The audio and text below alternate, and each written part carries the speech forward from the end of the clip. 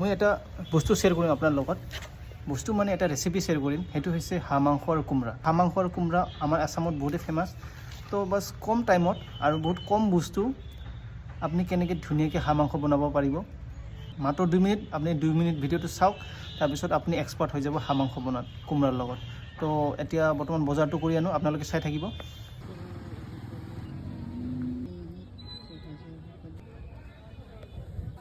তিনজন মানুহ মানে হৈ যাব হাঁহ খাব নেকি তো ফ্ৰেণ্ডছ বজাৰ হৈ গ'ল ফাইনালি কোমৰা ল'লে পূৰা চাই ল'ব বাকী আপোনালোকে চিকেন মছলাটো লাগিবই ডাৰ্ক মছলা নাই যিহেতু আৰু আপোনাৰ যদি এলাহ লাগে আদা নহৰু পেষ্ট বনাব তো ৰেডিমেড পায় আজিকালি বজাৰত তো মই ল'লোঁ থালি তো ইয়াত ধুনীয়াকৈ কাটি লওঁ বস্তুখিনি তো বাছ মই 4টা পিচ মিডিয়াম সাইজ আলু লৈছোঁ বাকী 6-7টা পিচমান অনিয়ন ল'লোঁ বাছ এতিয়া কাটো এইখিনি বাৰু কেতিয়াবা পিঁয়াজ কাটিও বহুত টান লাগি যায় চকুত ধৰে তো ফ্ৰেণ্ডছ আমি পিঁয়াজটো খুব বেছি সৰুকৈ নাকাটো আমি অলপ ডাঙৰ ডাঙৰকৈ ৰাখিম কোমৰাটো ঠিক তেনেকৈ আলুৰ লগত সমান সমানকৈ কাটিবা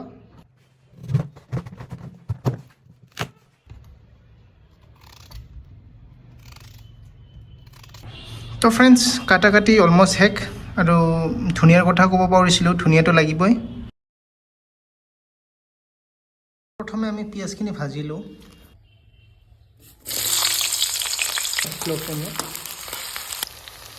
তো চাব পাৰে পিঁয়াজটো ধুনীয়াকৈ ব্ৰাউন কালাৰ হ'ল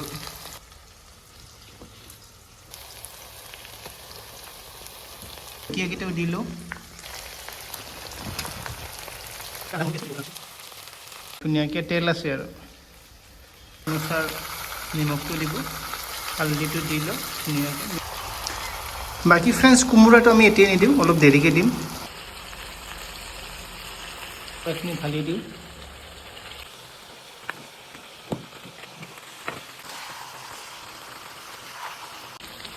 তো এতিয়া চব দিয়া হৈ গ'ল এতিয়া ঢাকি দিওঁ ফ্ৰেণ্ডছ ফাইনেলি হৈ গ'ল ধুনীয়া দি দিলোঁ আপোনালোকে বনাব হাঁহ মাংস বৰ্তমান ঠাণ্ডাৰ চিজনতো হাঁহ মাংস চলে আৰু মাংসটো ভালেই হৈছে তো আশা কৰোঁ নেক্সট ভিডিঅ'ত লগ পাম আজি ইয়াতে সামৰিছোঁ